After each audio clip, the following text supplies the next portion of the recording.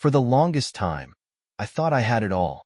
My wife, Emily, and I had been together for over a decade. And while no marriage was perfect, I believed ours was solid, built on love, trust, and the quiet comfort that comes from years of growing together.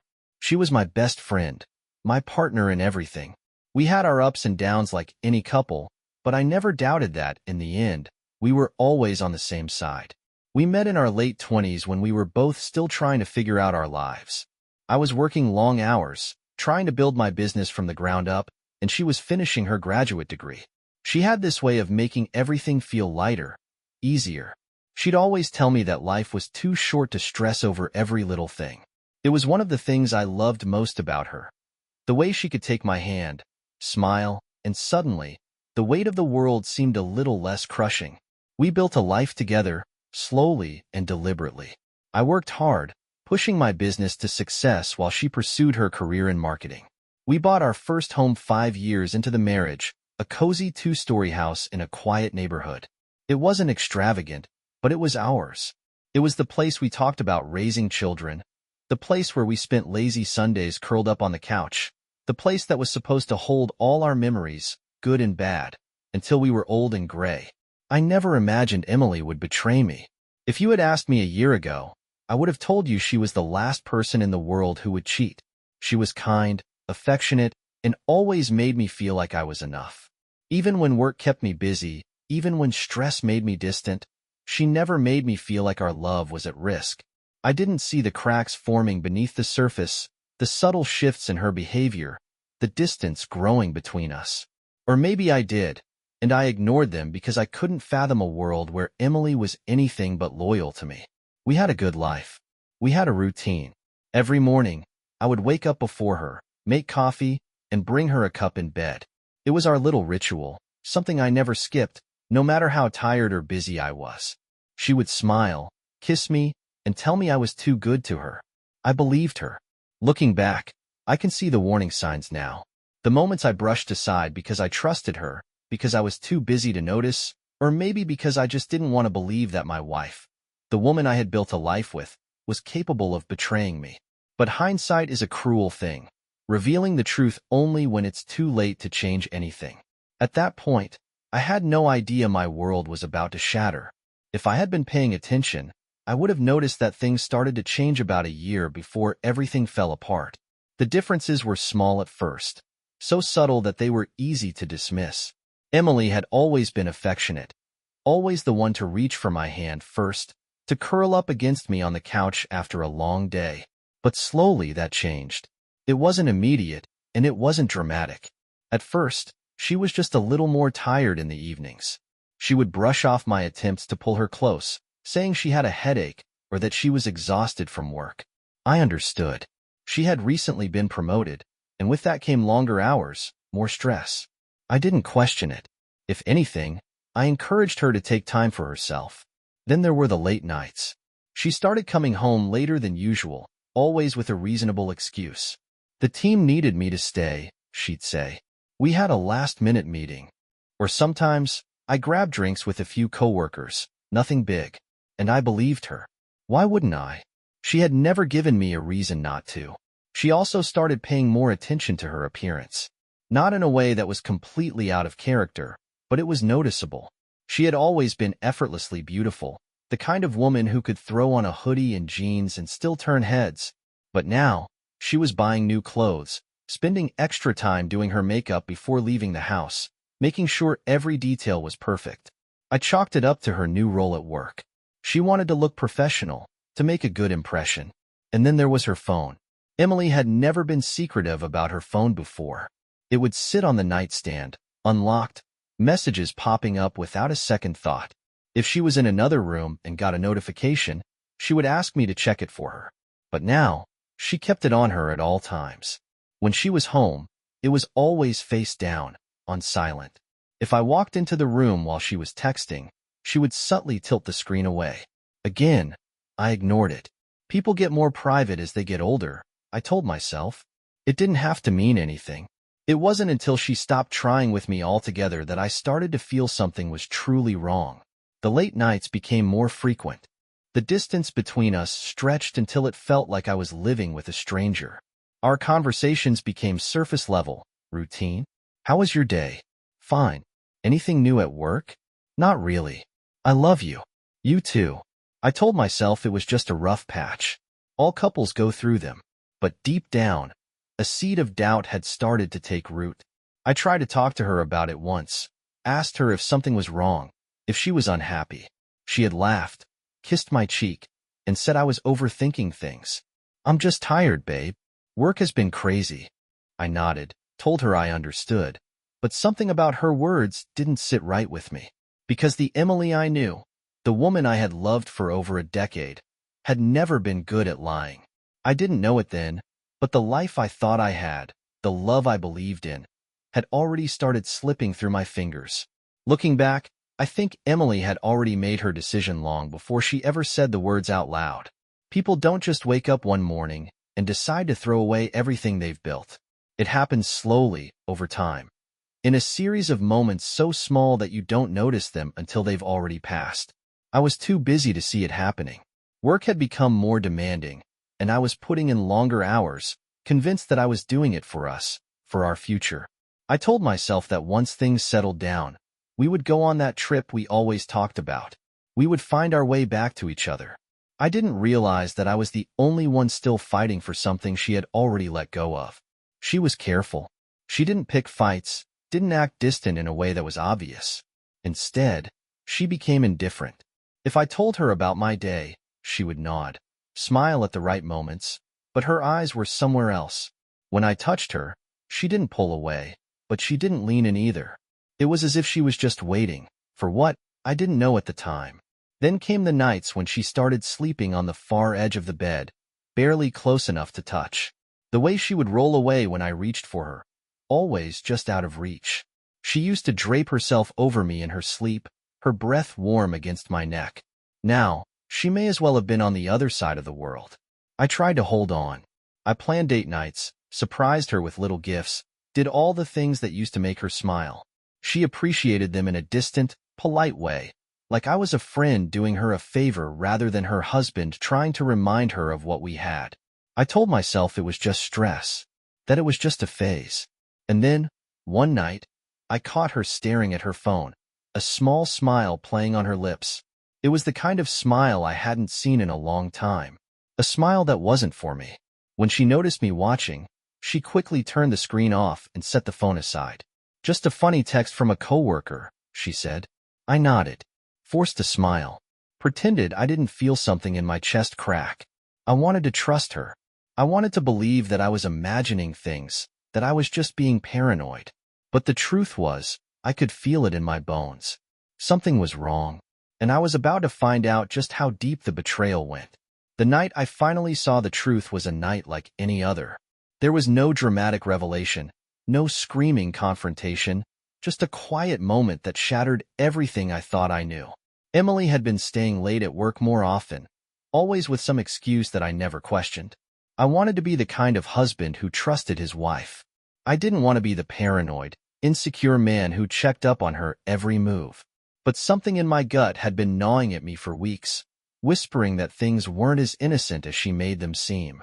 That night, she told me she was going out with her coworkers to celebrate a promotion. I smiled, told her to have fun, and watched as she carefully picked out her outfit. She spent longer getting ready than usual, changing dresses twice, fixing her hair with more precision than she had in months. I told myself she just wanted to look good for the occasion. After all, why wouldn't she? She left around 7. I sat on the couch, telling myself I was overthinking everything. But that gnawing feeling in my stomach wouldn't go away. Then, around 9, I saw her location pop up on my phone. We had each other's locations shared. It wasn't something we ever really thought about. It was useful for when one of us was running errands, or if we were meeting somewhere and needed to see how close the other was. But tonight, she wasn't at the restaurant she had mentioned. She was at a hotel. I stared at the screen, willing it to be a mistake, some kind of glitch. But the location stayed fixed, a small, unmovable, on the map. My hands felt numb as I grabbed my keys. I don't remember the drive. I only remember the feeling in my chest, a pressure so tight it felt like I was suffocating. The parking lot was quiet when I arrived.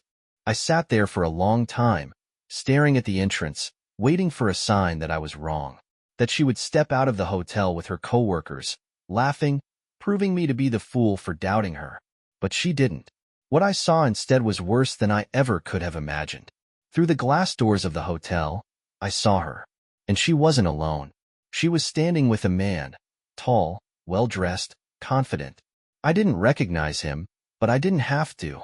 The way she looked at him, the way she reached out and touched his arm, the way she smiled up at him, it was enough. It was a look I hadn't seen on her face in a long time. A look of excitement, of longing. A look she had stopped giving me. I didn't confront her. I didn't storm in and make a scene. I just sat there, watching, as my wife, the woman I had built a life with, disappeared into an elevator with another man. And in that moment, I knew. I had already lost her. I drove home in silence that night, my hands gripping the steering wheel so tightly my knuckles turned white. I wasn't sure how I made it back without crashing, my mind cycling through the same images over and over again. Emily laughing, touching his arm, stepping into that elevator with him. My stomach churned with a sickness I had never felt before. By the time I reached our house, I wasn't even sure what to do. I sat in the driveway, staring at the darkened windows of our home, the place where we had built a life together. A life that, only hours ago, I still believed in. But now, every memory, every moment we had shared, felt like a lie. I didn't sleep that night. I lay in our bed, staring at the ceiling, waiting for her to come home. I expected to feel rage, but all I felt was emptiness. Like something inside me had been carved out, leaving nothing but a hollow space where love used to be. She walked in at nearly 3 in the morning. I listened as she moved through the house, quietly setting her purse down, slipping off her heels. I could picture her standing in the hallway, debating whether or not to check if I was awake. Eventually, she made her way to the bathroom. I heard the shower turn on. Of course, she needed to wash him off. I felt my jaw tighten, my fists clenching at the thought. I wanted to get up, to confront her, to demand the truth. But what was the point? I had already seen it with my own eyes. There was no excuse she could give that would change what I knew. Instead, I waited. I waited as she showered, as she slipped into bed beside me, her body warm from the water. She didn't touch me. She didn't say a word. The next morning, she acted like nothing had happened. She kissed me on the cheek before heading off to work, smiling as if she hadn't spent the night in another man's arms. I forced myself to play along, to nod and smile, even as my stomach twisted in knots. But inside, I was already making a plan. I couldn't let her know that I knew. Not yet. I needed proof. I needed time. Because if she thought she could lie to my face, if she thought she could keep living this double life without consequences, she was wrong. The days that followed were a slow, torturous unraveling of everything I had built. Knowing the truth and pretending I didn't was suffocating, like a weight pressing against my chest every time I looked at her. I watched her move around our house as if nothing had changed, as if she wasn't sleeping in another man's bed when she told me she was working late. Every interaction was a test of my restraint. Every lie that slipped from her lips another crack in the foundation of the life we had built together. I wanted to scream at her, to ask her how she could look me in the eyes after what she had done, but I forced myself to stay silent. I needed her to believe she was still in control. I started gathering evidence, not because I needed to convince myself. I had already seen the truth, but because I wanted to be prepared for the inevitable. The credit card statements were the first thing I checked, and the proof was right there. Dinners at restaurants I had never been to, hotel stays under her name, purchases for things I had never seen in our home. The text messages on her phone, carefully hidden under a fake contact name, confirmed everything I already knew. Their conversations were careful, avoiding anything too obvious, but the intent was there. Late-night messages about missing each other, about stolen moments, about plans for a future that no longer included me. I read them all, feeling each word chip away at whatever love I still had for her. I wasn't looking for a way to fix things anymore. I was only waiting for her to finally admit what she had done. The confession came on a Friday evening. I had just finished eating alone, the silence of the house pressing down on me like a weight, when she walked into the living room and stood in front of me. I could tell by the look on her face that this was it. There was no guilt, no hesitation, just quiet resolve. She had already made her decision. I put my drink down and leaned back, waiting, refusing to make this easier for her. She took a breath, her fingers fidgeting at her sides before she finally spoke. "I need to talk to you." Her voice was calm, almost too controlled, as if she had rehearsed this moment over and over again in her head. I didn't respond. I just waited. The silence stretched between us, thick with everything she wasn't saying, until she finally exhaled sharply and looked away. "I've met someone." The words were quiet, but they cut through the room like a blade. Even though I had already known, hearing it spoken aloud still felt like a punch to the gut. I kept my face blank, giving her nothing, refusing to let her see how deeply she had wounded me. She started talking then, filling the silence with the excuses I had already prepared myself to hear. She told me she hadn't planned for this to happen, that it wasn't about me, that she had just been feeling lost for a long time. She said she hadn't meant to hurt me, but she had met someone who made her feel alive again. She needed to follow her heart. She had convinced herself that this was something she couldn't ignore, that what she had found with him was real, worth leaving behind everything we had built together. I let her talk, let her spill every carefully constructed justification she had built for herself. I didn't interrupt. I didn't ask who he was. I didn't ask why. I already knew. I just sat there, staring at the woman I had built my life around, the woman I had loved for more than a decade, and realized that I no longer recognized her. The person standing in front of me was not my wife. She was someone else, someone who had already left me long before this moment. She packed a bag that night. I didn't help her. I didn't say a word as she moved through the house, collecting the pieces of her life that she had decided to take with her. She didn't cry. She didn't hesitate. There was no moment of doubt, no second-guessing, just quiet movements as she finished what she had already started. When she was done, she stood by the door, hesitating for just a second, as if expecting me to say something. I didn't. She turned the handle, stepped outside, and closed the door behind her. Just like that, she was gone. The house felt different without her. The air felt heavier, the silence more oppressive. The walls seemed to close in around me, suffocating in their stillness. For so many years, this place had been ours, filled with laughter, with warmth, with the quiet moments that had made up our life together. Now, it felt hollow, like an empty shell, stripped of everything that had once made it home. I sat there for a long time, staring at the door she had walked out of, waiting for the anger to come. But there was no anger, no rage, no satisfaction in knowing she was finally gone. There was only the overwhelming, crushing weight of loss. The days after Emily left were the longest of my life. Every morning, I woke up expecting to hear the sound of her moving through the house, the soft hum of the coffee machine, the shuffle of her feet on the hardwood floor. But there was nothing, just silence, a deafening, oppressive silence that made the house feel larger than it had ever been. I tried to keep myself busy. Work became my escape, the one place where I didn't have to think about the empty side of the bed or the way the house no longer smelled like her perfume. I buried myself in meetings, projects, anything that kept my mind occupied. But no matter how much I tried to outrun it, the grief followed me like a shadow. It was in the way people looked at me, the careful sympathy in their voices when they asked how I was doing. It was in the late-night hours when I found myself reaching for my phone, almost texting her before remembering that there was nothing left to say. It was in the quiet moments when I would catch myself waiting for her to walk through the door, only to remember she never would. I told myself I was better off, that a woman who could walk away so easily, who could throw away years of marriage for a fleeting affair, was never worth holding on to. But logic did little to dull the ache in my chest. I replayed our last conversation over and over again, searching for some hidden meaning, some sign that she had doubted her choice. But there was nothing. No hesitation. No remorse. She had been sure. The world moved on around me while I stayed frozen in place. Friends reached out, offering drinks, distractions, but I wasn't ready to be around people. I couldn't bear to hear their reassurances, their well-meaning words about how I would find someone new, how time would heal. None of it mattered. None of it changed the fact that I had spent years building a life with a woman who had never really been mine. I thought about calling her.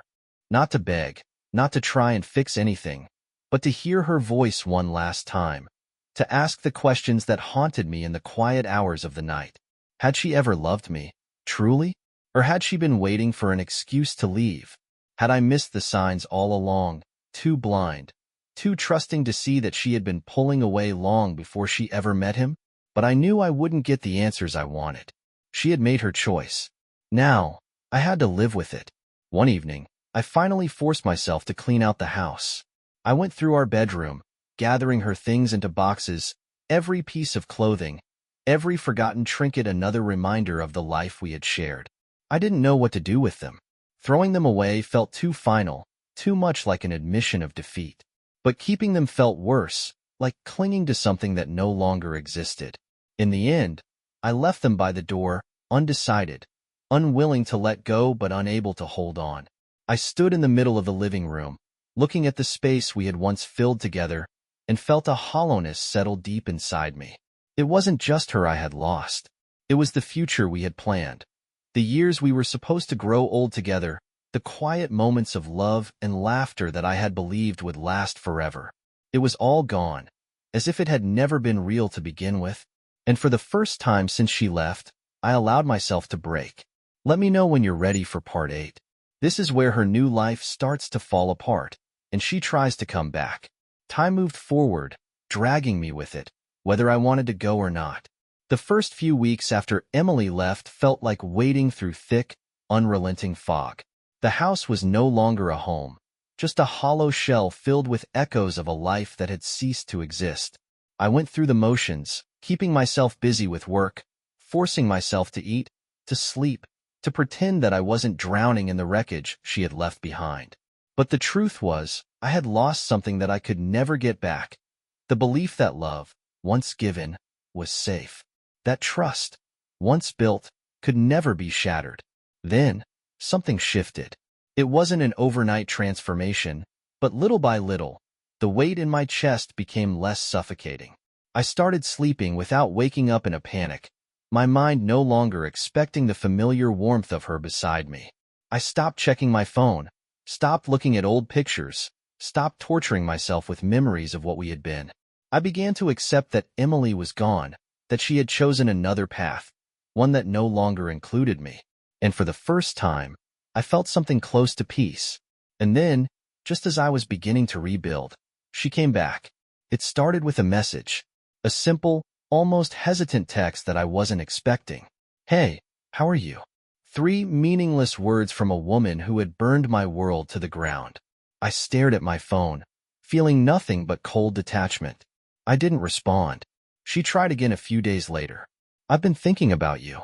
This time, I deleted the message without a second thought. Then, she showed up. I came home late one evening to find her waiting on my doorstep, looking nothing like the woman who had walked out on me months ago. Her confidence, the certainty that had been so obvious the last time we spoke, was gone. Her hair was unkempt, her clothes wrinkled, her face pale and tired. She looked smaller somehow, as if the weight of her choices had finally caught up with her. "Can we talk?" she asked, her voice barely above a whisper. I stood there, staring at her, waiting for the anger to come, for the resentment that should have boiled over at the sight of her. But all I felt was indifference. "There's nothing to talk about," I said, stepping past her to unlock the door. "Please," she said, reaching out, as if she expected me to take her hand, to pull her back into the life she had abandoned. "I made a mistake." A mistake. That's what she called it. As if what she had done had been some impulsive decision, a moment of weakness, instead of a calculated betrayal that had destroyed everything we had built together. I let out a breath, shaking my head. "Go home, Emily." She flinched, her lip trembling as if she was only now realizing that home no longer existed for her. "I don't have one," she whispered. And that was when I understood. Her new life had fallen apart. The man she had left me for, the one she had thrown away our marriage for, was gone. Maybe he had grown bored of her. Maybe she had finally seen him for what he really was, but it didn't matter. Whatever dream she had been chasing had turned to dust, and now she was standing in front of me, hoping I would be the safety net to catch her fall. But I wasn't that man anymore. I stepped inside and turned to face her one last time. "I already filed for divorce," I said, my voice calm, steady. "If you have any questions, talk to my lawyer." Her eyes widened, the reality of my words sinking in. "Wait, you." I didn't wait to hear the rest. I shut the door, locking it behind me. Outside, I heard her broken sobs, her quiet, desperate pleas for another chance. But I didn't open the door. She had made her choice. Now, she had to live with it. I stood behind the door, listening as Emily's sobs faded into silence. A part of me expected her to keep knocking, to beg, to demand that I let her in. But after a few long moments, I heard the sound of her footsteps retreating, slow and heavy, as if she knew there was no undoing what had already been done. I waited until I heard her car start and drive away before finally exhaling, feeling the last of my tension unravel. I had imagined this moment so many times in my head, played out all the different ways she might try to come back, all the excuses, all the regrets she would spill at my feet. I thought maybe I would feel victorious, vindicated, watching her fall apart the way I had when she left. But standing there, staring at the door she had once walked through every day as my wife, I felt nothing. No anger, no satisfaction, no longing for what once was. Just emptiness. I sat in the dark for a long time, processing everything. She had come back because she had nowhere else to go. Not because she loved me, not because she realized what she had lost, but because the fantasy she had left for had crumbled, and I was supposed to be her safety net. I was supposed to be the fool who would pick up the pieces of the life she had so carelessly destroyed. But she was wrong. I had already picked up the pieces.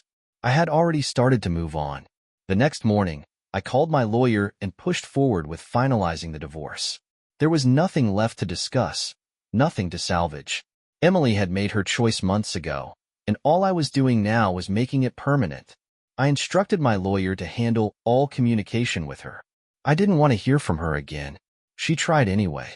Over the next week, I received more messages, each more desperate than the last.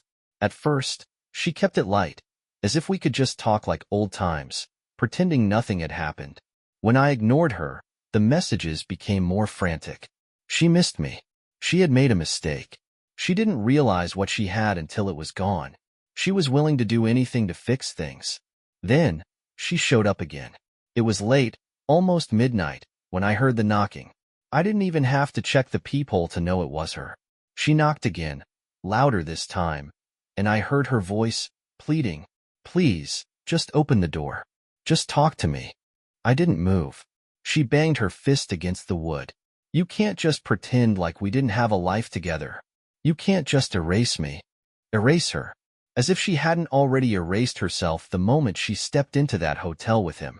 I turned off the lights and walked away, leaving her outside in the cold. She knocked for a while longer, calling my name, crying, but eventually, she left. And that was the last time I ever saw her. Days turned into weeks, and life continued. The divorce went through without much resistance. She didn't fight for anything. Not the house, not the money, not even an explanation. It was as if she had finally understood that there was nothing left for her here. One day, I found her wedding ring in a drawer, the last remaining piece of the life we had built together.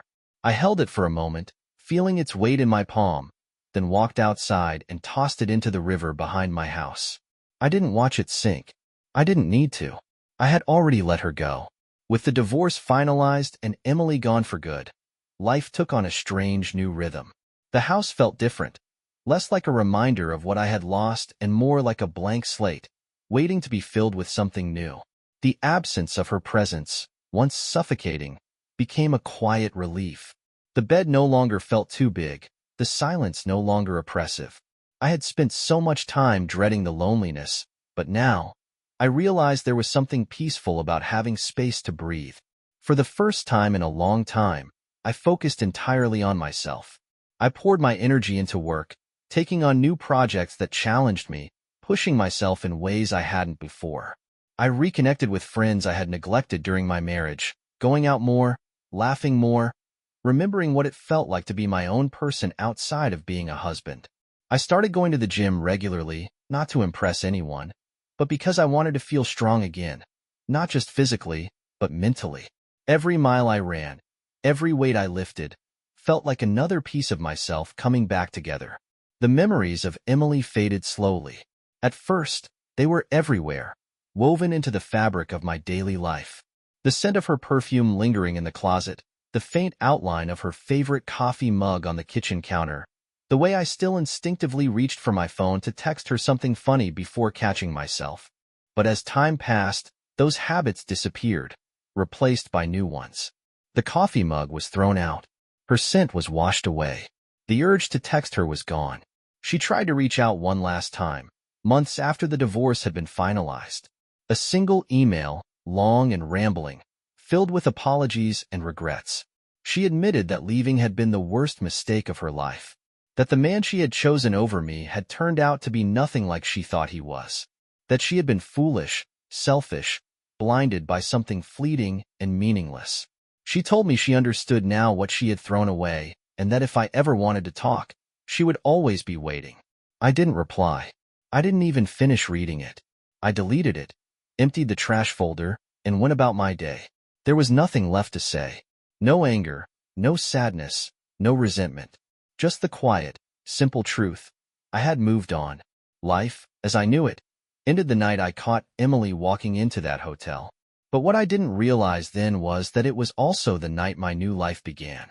The months that followed our divorce were a strange mixture of freedom and grief. Some days, I felt unstoppable, like I had been given a second chance to truly live for myself. Other days, I felt the weight of everything I lost pressing down on me so hard that even getting out of bed felt like a battle. But slowly, steadily, I kept moving forward. I sold the house. I thought about keeping it, renting it out like some people advised, but I couldn't do it. That place held too many ghosts, too many memories of a life that no longer existed. When I packed up the last of my things, I stood in the empty living room for a long time, just breathing it all in one final time.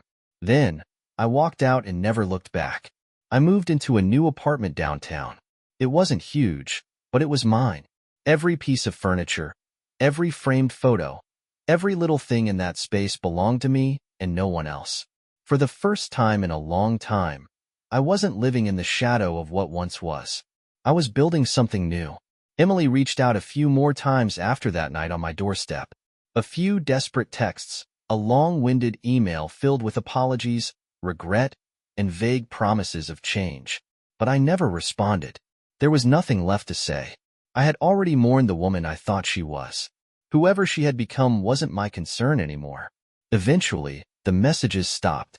I threw myself into work, but not in the same way I had before. I wasn't running from anything anymore. I was running towards something. I started saying yes to things I would have ignored in the past. Weekend trips with friends, last-minute dinners, even a solo vacation to Europe.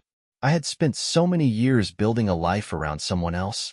Now, I was finally learning what it meant to live for me. And then, somewhere in the middle of rediscovering myself, I met someone new. It wasn't like the movies. There was no dramatic moment, no grand gesture. Just a simple conversation at a coffee shop, two strangers connecting over a shared love of old books. Her name was Claire. She was kind, funny, and had this way of making me forget the bitterness of my past. For the first time in a long time, I wasn't looking over my shoulder. I wasn't waiting for the other shoe to drop. I was just present. I don't know what the future holds, and for the first time, I'm okay with that. Love isn't about guarantees. It's about trust, about taking the risk even when you know the pain it can bring. I'm not the same man I was before Emily's betrayal. I'm stronger, wiser, and I finally understand that losing her wasn't the end of my story. It was just the beginning.